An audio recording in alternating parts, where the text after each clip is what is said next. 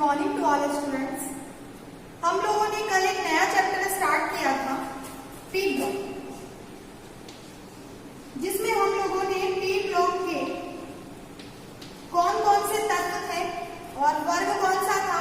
हम लोग 15वें वर्ग के बारे में बात कर रहे हैं, जिसमें हम लोगों ने नाइट्रोजन, फास्फोरस, आर्सेनिक, एंटीमनी और बिस्मिथ को लिया था। ये 15वें वर्ग के तत्व थे जो पी ब्लॉक के अंदर आते थे। उसके अलावा हम लोगों ने इन 2, 3, 4, 5 इन पांचों तत्वों का प्रकृति में किस रूप में ये पाए जाते हैं वो देख लिया था। उसके अलावा हमने इसका सामान्य इलेक्ट्रॉनिक विन्यास देखा था।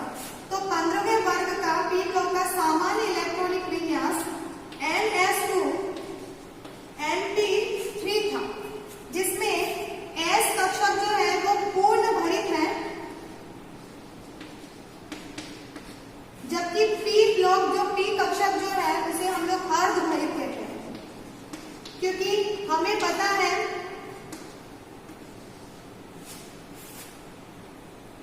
अर्ध भरित,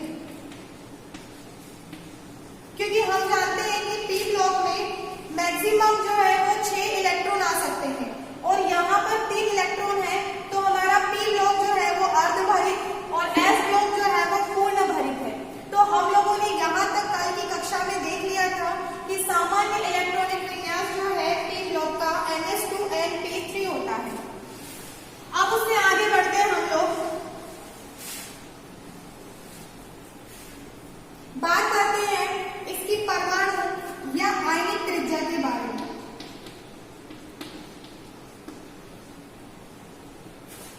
परमाणु या आयनिक त्रिज्या, अगर हम परमाणु और आयनिक त्रिज्या के बारे में अगर बात करते हैं तो इसमें वर्ग में ऊपर से नीचे आने पर, ऊपर से नीचे आने पर आयनिक त्रिज्या या परमाणु त्रिज्या जो है वो बढ़ती है, तथा आवर्त में बाएं से दाएं आने पर,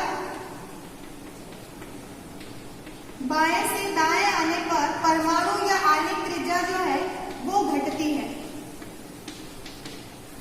तो हमें याद क्या रखना है कि वर्ग में ऊपर से नीचे आने पर आयनिक या परमाणु त्रिज्या जो है वो बढ़ती है, तथा आवर्त में बाएं से दाएं जाने पर परमाणु या आयनिक त्रिज्या जो है वो कम होती है।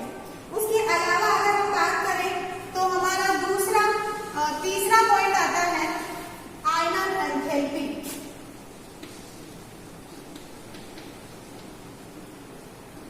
ये आयनन एंथैल्पी क्या होता है, इलेक्ट्रॉनिक विन्यास कैसे निकालते हैं, आयनिक त्रिज्या क्या होती है, ये सारी चीजें हम लोग पहले ही पढ़ चुके हैं। अगर हम लोग आगे इनके बारे में बात करेंगे तो हम ये चैप्टर को कैसे कंप्लीट कर पाएंगे। तो इसलिए मैं डायरेक्ट ही बता रही हूँ आपको कि किसमें क्या होगा, कब आयनन एंथैल्पी आयनिक त्रिज्या बढ़ेगी और कब कम होगी। तो हम बात कर लेते हैं आयनन एंथैल्पी। आयनन एंथैल्पी में हमको ये याद रखना है कि बाएं से दाएं जाने पर, बाएं से दाएं जाने पर जो है वो आयनन एंथैल्पी बढ़ती है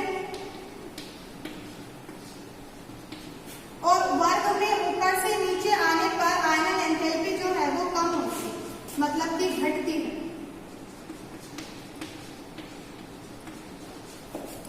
ठीक है, आवर्त में बाएं से दाएं जाने पर आयनन एंथैल्पी क्या होगी, बढ़ेगी, और ऊपर से नीचे आने पर, ऊपर से नीचे आने पर आयनन एंथैल्पी जो है वो घटती है।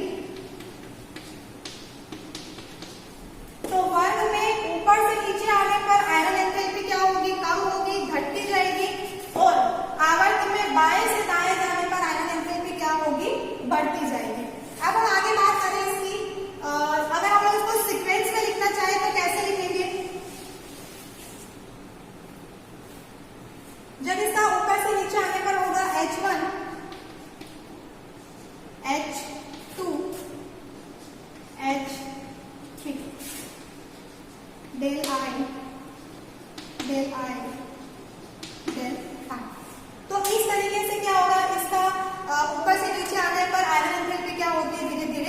कम होती जाती है। आगे देखो विद्युत ऋणता।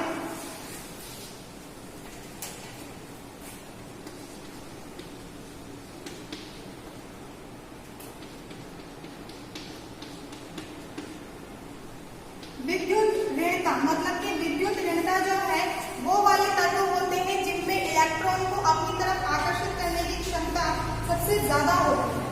ठीक है, वो विद्युत ऋणात्मक तत्व कहलाते हैं, जिसे हम विद्युत ऋणता भी कहते हैं। इसमें वर्ग में ऊपर से नीचे आने पर विद्युत ऋणता का मान घटता है।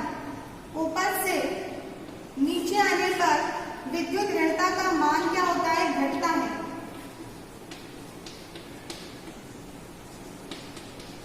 तथा आवर्त में बाएं से दाएं जाने पर विद्युत ऋणता का मान बढ़ता है। वर्ग में ऊपर से नीचे आने पर घटेगा और आवर्त में बाएं से दाएं जाने पर क्या होता है, बढ़ता है। किसमें, विद्युत ऋणता का जो मान होता है वो क्या होता है, ऊपर से नीचे आने पर घटेगा और बाएं से दाएं जाने पर बढ़ता है। उसके बाद अगर हम लोग इसके भौतिक गुण के बारे में बात करें, भौतिक गुणों पर,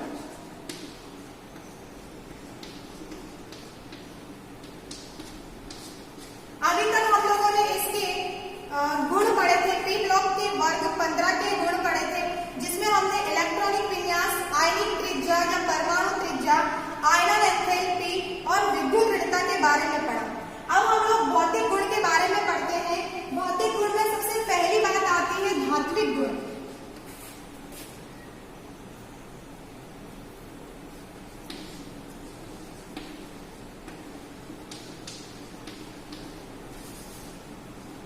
धात्विक गुण, धात्विक गुण में मतलब क्या हो गया इसमें कि नाइट्रोजन और फास्फोरस ये दोनों ही क्या है, अधातु होते हैं। आर्सेनिक और एंटीमनी जो है वो आपकी उपधातु होती है और बिस्किट जो है वो धातु होती है। लेकिन ये कैसी धातु है, पुअर मेटल। कैसा मतलब हम इसको आसानी से तोड़ मरोड़ कर एक लंबी शीट या तार या किसी और रूप में परिवर्तित इतनी आसानी से नहीं कर सकते जितनी आसानी से हम सोना है, लोहा है, चांदी है उनको कर सकते हैं।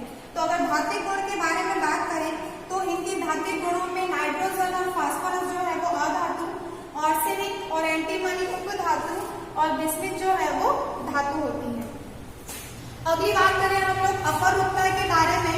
अगले गुण के बारे में अगर हम बात करें, अपरूपता। अपरूपता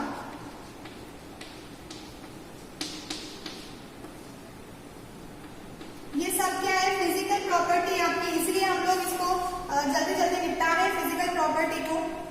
अपरूपता के बारे में अगर हम लोग बात करें तो हम लोग पिछली कक्षा में 8th में, 9th में और 10th में अपरूप के बारे में पढ़कर आए हुए हैं। एलोट्रॉप्स जिसे हम कहते हैं, जैसे हम लोगों ने कार्बन के अपरूप पढ़े थे, जैसे ग्रेफाइट हम लोगों ने पढ़ा था।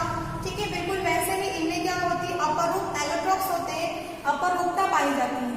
तो अपरूपता के बारे में अगर हम बात करें तो नाइट्रोजन और बिस्मिथ को छोड़कर बाकी 15वें वर्ग में जितने भी तत्व हैं उन सभी में क्या होती है, अपरूपता पाई जाती है।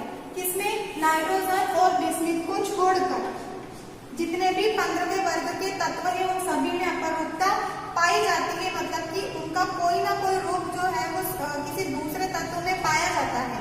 ठीक है, समान कैरेक्टर जो है वो दूसरे रूप में पाए जाते हैं, हम अपरूपता कहते हैं। अगर हम आगे बात करें तो फास्फोरस जो है उसके 3 अपरूप होते हैं।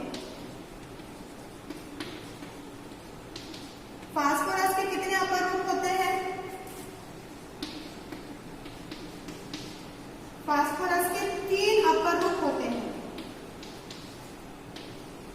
और वो 3 अपरूप कौन कौन से हैं, इसमें पहला होता है श्वेत,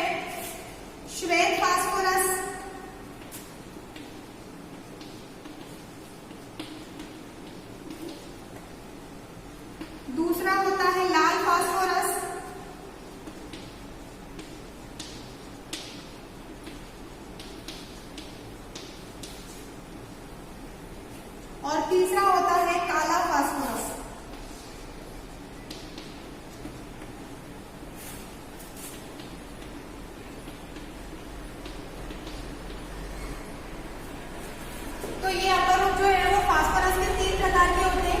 एक होता है श्वेत, दूसरा होता है लाल और तीसरा होता है काला फास्फोरस होता है। उसके अलावा आर्सेनिक और एंटीमनी के भी 2 अपर रूप होते हैं, आर्सेनिक और एंटीमनी।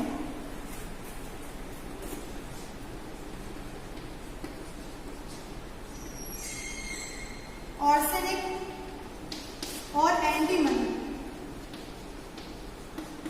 हमें इन सब के प्रतीकों को याद रखना बहुत जरूरी है। एंटीमनी, इनके भी कितने अपर रूप होते हैं? 2 अपर रूप होते हैं।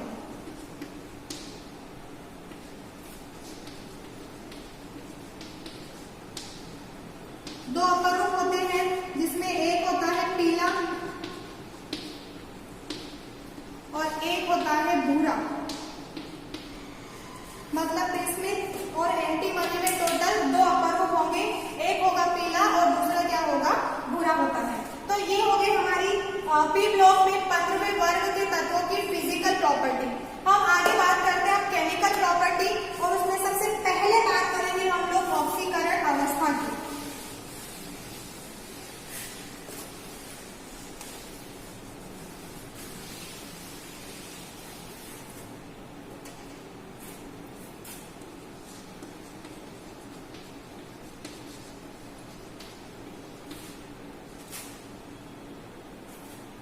ऑक्सीकरण अवस्था,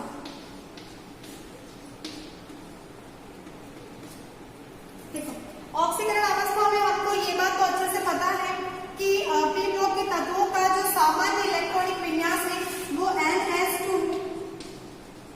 Np3 होता है, जिसमें S जो है वो पूर्ण भारित और P जो है वो अर्धभारित होता है।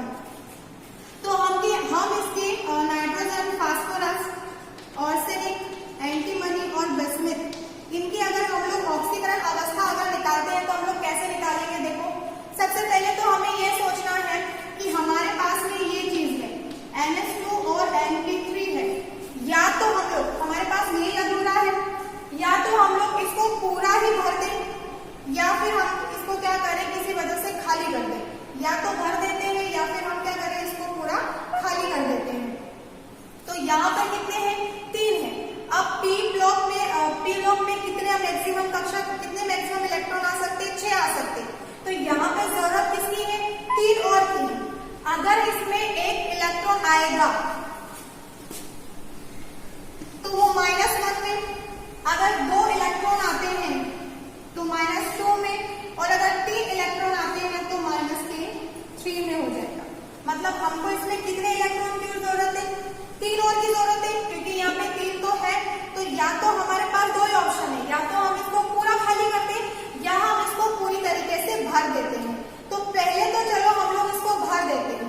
तो भरने के लिए हमने क्या किया? एक इलेक्ट्रॉन दिया इसको तो -1, फिर दूसरा दिया 2 तो -2, फिर 3 दिए तो कितना हो गया? -3 हो गया।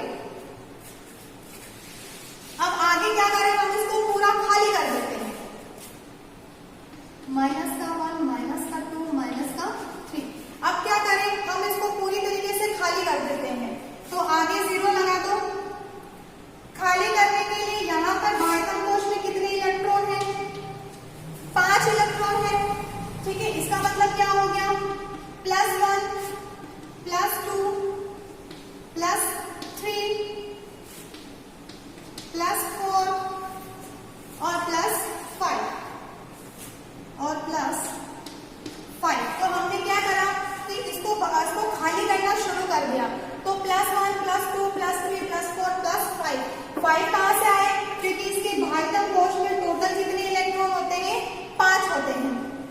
अब अगर हम आगे बात करें कि कैसे निकालें इसकी ऑक्सीकरण अवस्था, तो देखो इसके लिए एक ट्रिक होती है, एक फॉर्मूला होता है जो आपको याद रखना है।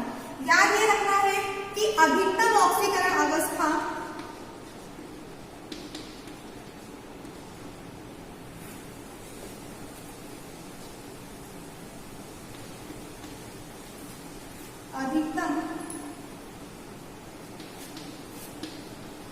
ऑक्सीकरण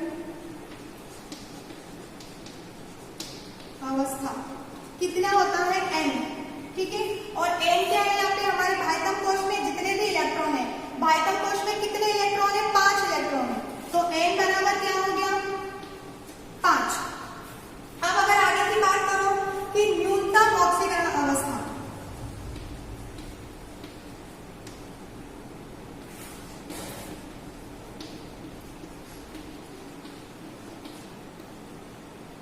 न्यूनतम ऑक्सीकरण अवस्था, इसका फॉर्मूला होता है n माइनस 8। यहाँ पे n कितना है? 5 माइनस का 8 बराबर माइनस का कितना हो गया? 3। इसका मतलब कि 5 प्लस के 5 और माइनस के 3 के बीच में कितनी संख्याएं आ रही है?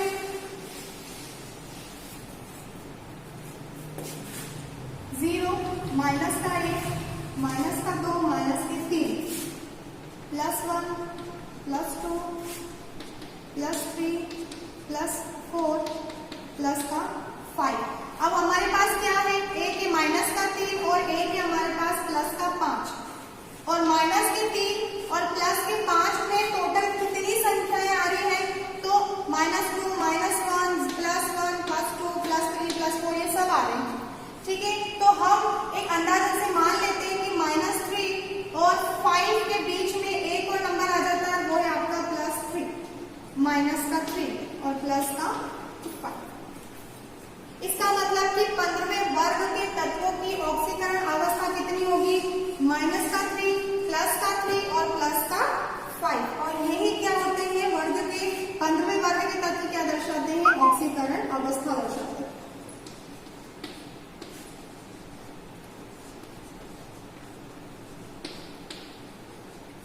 कैसे निकाला हम लोगों ने?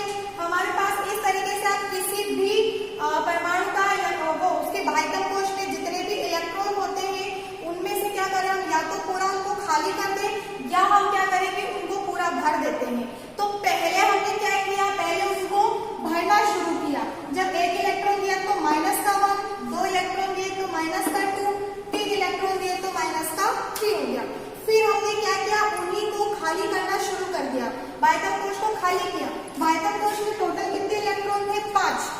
तो हमने जब खाली किया उसको तो प्लस में आएगा +1, +2, +3, +4, +5। 5 कहाँ से आए? क्योंकि बाह्यतम कोश में कितने इलेक्ट्रॉन बच गए थे? 5 इलेक्ट्रॉन बच गए थे। उसके बाद में हमारे पास में एक फॉर्मूला है अधिकतम ऑक्सीकरण अवस्था का और एक है न्यूनतम ऑक्सीकरण अवस्था का। तो अधिकतम ऑक्सीकरण अवस्था में क्या था? प्लस n, जिसमें n बराबर क्या है हमारा? 5, जो बाह्यतम कोश में इलेक्ट्रॉन है। और अधिक न्यूनतम की बात करें थी तो n माइनस 8, तो 5 माइनस 3 बराबर 5 माइनस 8 मतलब कि कितना आ गया? माइनस का 3। तो हम ये कह सकते हैं कि हमारे 15वें वर्ग के तत्वों की ऑक्सीकरण अवस्था कितनी है? +3, -3 और प्लस के 5। ठीक है, अब मैं आपको एक होमवर्क दे रही हूँ घर के लिए, और होमवर्क आपका ये रहेगा कि आपको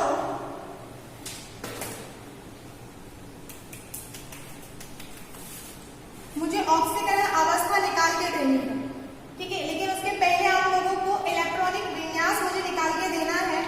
फास्फोरस, आर्सेनिक, एंटीमनी और बेसमेंट, इनके इलेक्ट्रॉनिक विन्यास निकाल के आपको बताने हैं।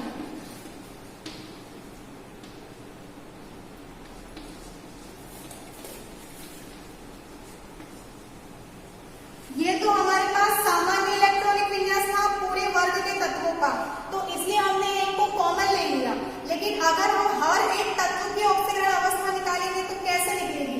तो आपको क्या करना है कि हर एक तत्व का इलेक्ट्रॉनिक विन्यास निकाल के और उसके बाह्यतम कोश में जितने भी इलेक्ट्रॉन हैं वो आपको बताने हैं, और साथ ही हर एक तत्व की क्या करनी है? ऑक्सीकरण अवस्था निकाल के बतानी है।